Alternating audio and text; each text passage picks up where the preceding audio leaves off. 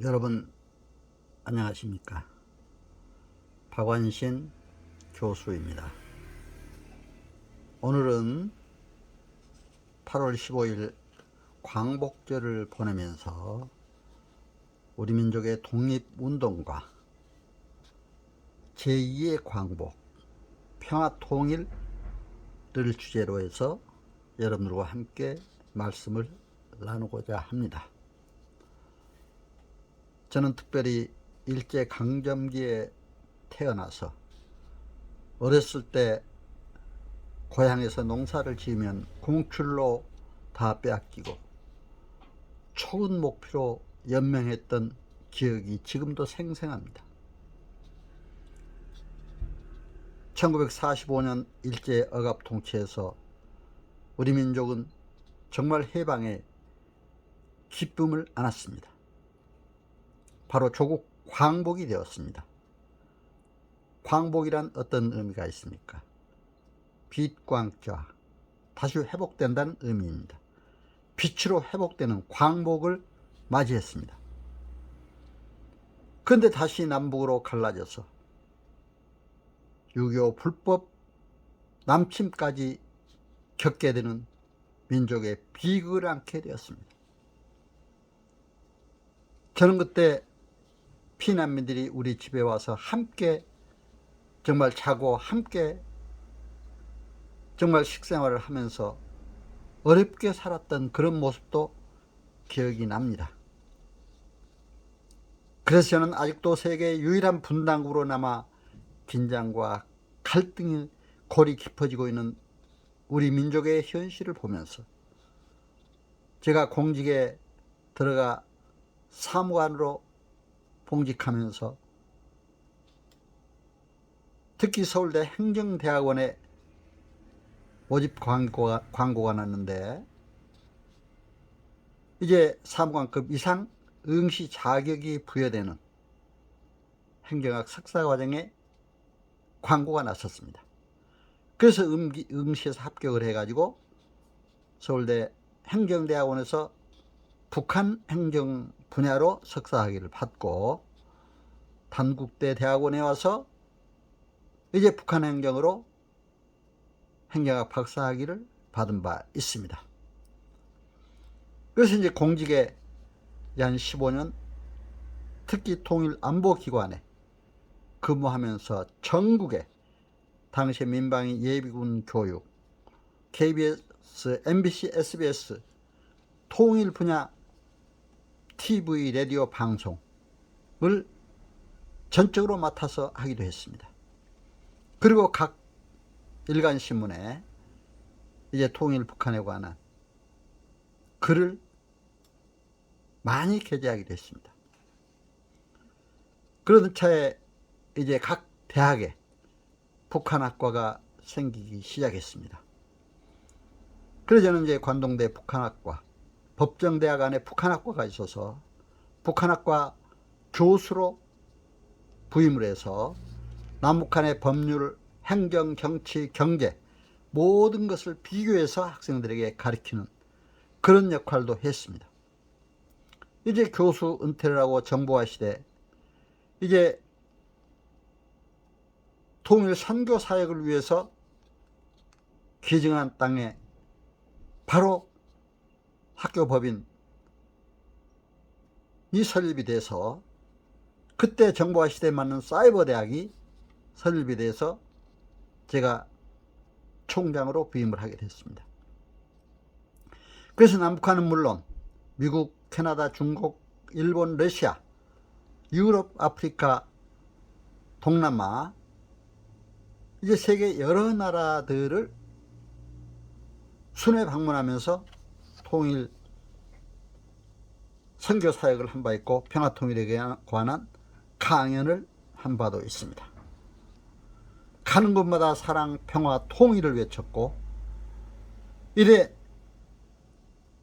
북한 공산주의, 특히 그때 당시에 공산주의자들은 지도자를 신격화하면서 국민의 자유를 억압하고 국민들을 정말 삶을 착취하는, 억압하는, 그렇게 해서 정말 가난의 평등한 사회로 불행을 자초하는 공산주의가 되고 말았습니다.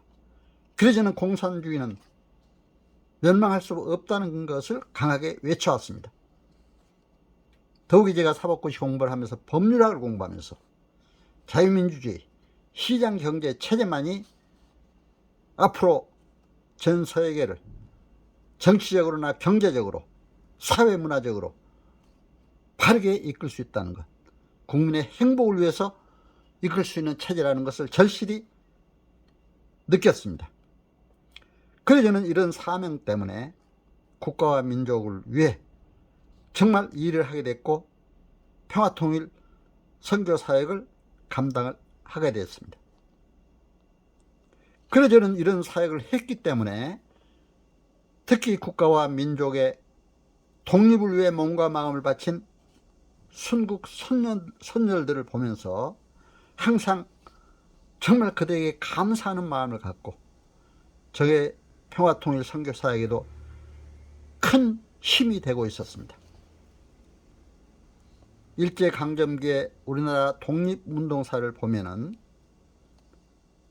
상해 임시정부 활동을 비롯해서 정말 독립투쟁, 무장투쟁까지 하는 독립전쟁이었습니다. 그야말로. 그러다가 이제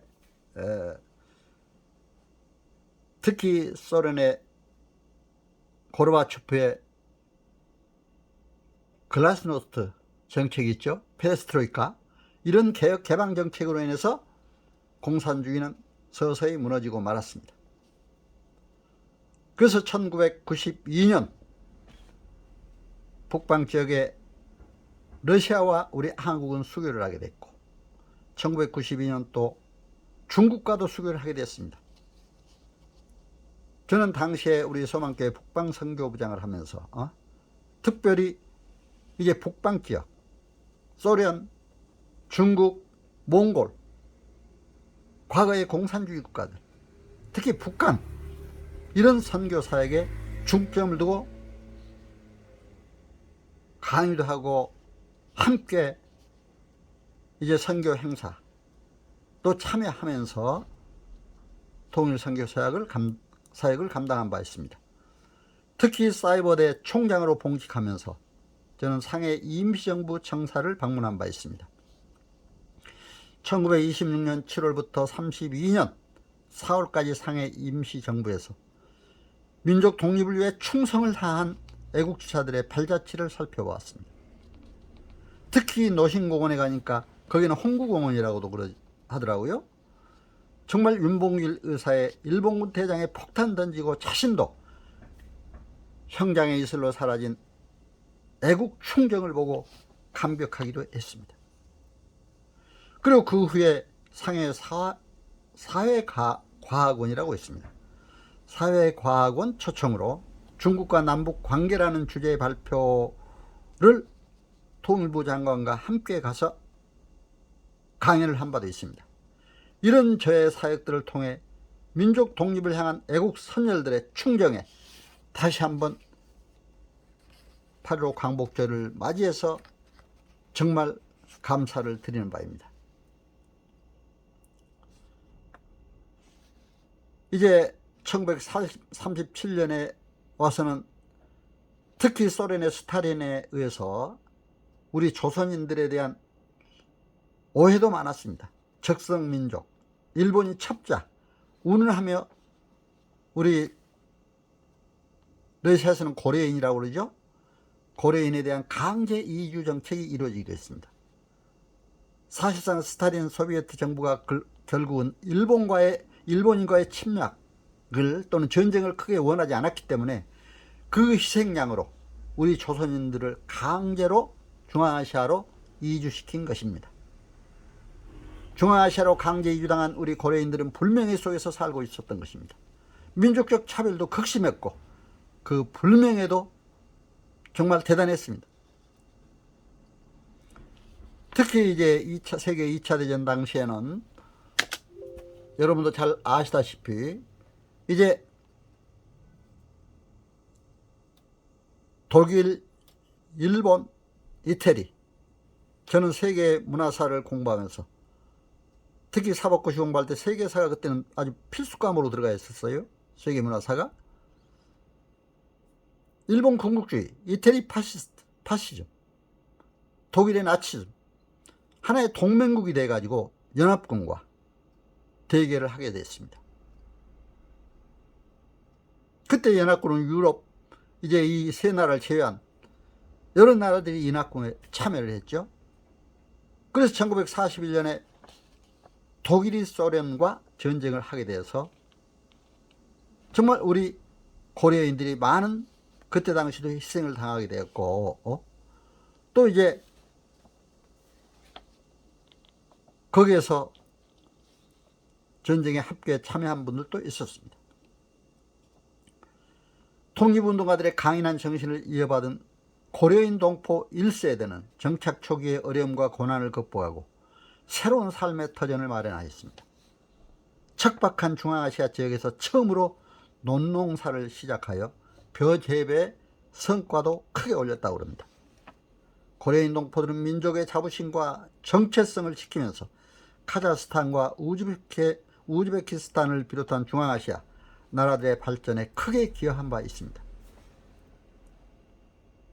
이제 작가와 예술가들은 모국어를 지키며 우리 문화와 예술을 이어갔고, 카자흐스탄에서만도 460여 명의 석박사기가 배출했다고 합니다. 특히 카자흐스탄은 이제 대학에 한국학과까지 생겨서 우리 한국의 교수들이 가서 한국학 교수로 이제 참여도 하고 있습니다. 저는 이러한 러시아와 중국 등 북방 지역에 이제 특히 통일 선교 사역을 이제 감당하면서 이제 정말 공산주의로 신앙이 말살된 북방 지역에 하나님 나라가 확장돼야 되겠다 하는 마음에서 특히 저는 아직도 북방 선교 사역을 위해서 최선을 다해 노력을 하려고 합니다.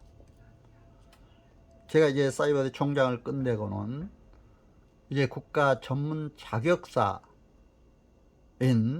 자격사들을 이제 법률 행정에 대한 교육을 자격사협회에 맡아가지고 그 교육을 전적으로 담당을 하고 있습니다. 첫 시간에 제가 법률 행정 종합적으로 이제 강의를 해주고 있습니다.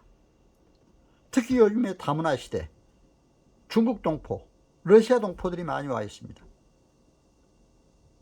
이제 영등포 대림동에 가면 중국인촌처럼 중국의 간판들이 많잖아요. 중국 동포들이 많이 있습니다. 거기에 중국 동포들을 관리해서 일하는 또 행정사들이 많이 나타나고 있습니다. 또 동대문 쪽에는 고려인 동포들이 많이 와 있습니다. 그래서 그런 일을 하고 있습니다. 저는 그래서 이런 경험을 하면서 북방 지역에 또 이렇게 법률, 행정, 경영 종합적인 강의를 하면서 정말 하나님께서 이런 사역을 통해서도 북방 지역의 선교를 위해서, 통일 선교 사역을 위해서 정말 쓰임받고 있구나 생각할 때 너무나 감사하지 않을 수가 없습니다. 여러분, 이런 걸 생각하면서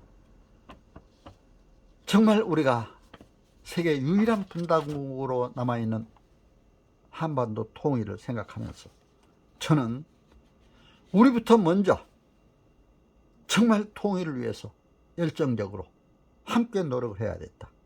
우리 대한민국에서부터 갈등을 없애야 되겠다. 지금 보면 지금도 그래요. 너무나 갈등이 심해요. 솔직한 얘기로. 지역 간의 갈등, 세대 간의 갈등, 계층 간의 갈등, 빈부 정파, 특히 이념 간의 갈등이 심화되고 있습니다. 이런 현실을 보면서 정말 이 갈등의 고를 빨리 해소하고 통일 문화를 창출하여 나 자신은 물론 우리 국민, 남북한 동포 모두가 애국, 애족의 마음을 담아서 함께 손잡고 사랑하며 섬기며 협력하며 평화와 행복이 가득한 대한민국으로 우뚝 세워지기를 기원하는 마음 간절합니다. 그래서 우리 대한민국을 통해서 세계 인류에게 하나님 나라 확장을 기하고 세계 평화에도 기여하는 우리 민족 모두가 되었으면 하는 마음 간절합니다. 여러분 지금 더구나 코로나로 힘든 때. 이제 세계는 어차피 온라인 시대가 됐습니다. SNS를 통해서 서로 소통을 하고 있는 세대입니다. 이런 때 우리가 이런 세대의 특징을 알고 새로운 정말 이 창조적 변동력군으로서의 이러한 통일 환경, 평화 환경에 대비해 가야 될 줄로 믿습니다. 여러분, 코로나로 힘든 때 가정과 하시는 모든 사역에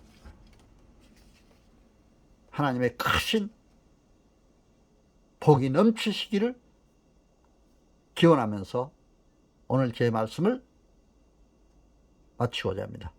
여러분 잘 청취해 주셔서 감사드립니다. 건강하시고 행복하세요.